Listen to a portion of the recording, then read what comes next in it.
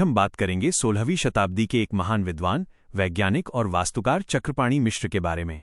चक्रपाणि मिश्र न केवल एक विद्वान ब्राह्मण थे, बल्कि वे मेवाड़ के वीर शासक महाराणा प्रताप के दरबारी पंडित और उनके घनिष्ठ मित्र भी थे। उस समय जब राजपूताना मुगलों से संघर्ष कर रहा था, तब चक्रपाणि मिश्र ने अपने ज्ञान और लेखन के माध्यम से समाज को दिशा दी।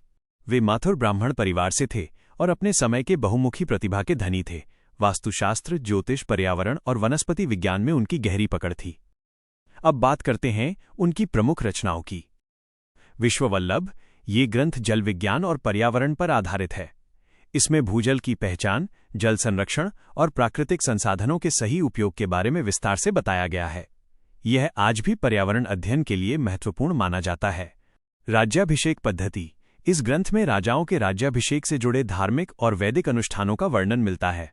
मुहूर्तमाला, ये पुस्तक ज्योतिष शास्त्र पर आधारित है, जिसमें शुभ समय और ग्रह नक्षत्रों की जानकारी दी गई है।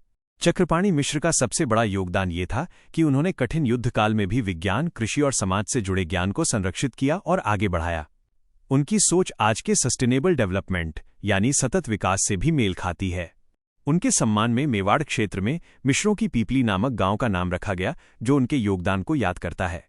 निष्कर्ष के रूप में चक्रपाणि मिश्र केवल एक विद्वान नहीं थे, बल्कि वे एक दूरदर्शी वैज्ञानिक और समाज सुधारक भी थे, जिन्होंने अपने ज्ञान से इतिहास में अमिट छाप छोड़ी।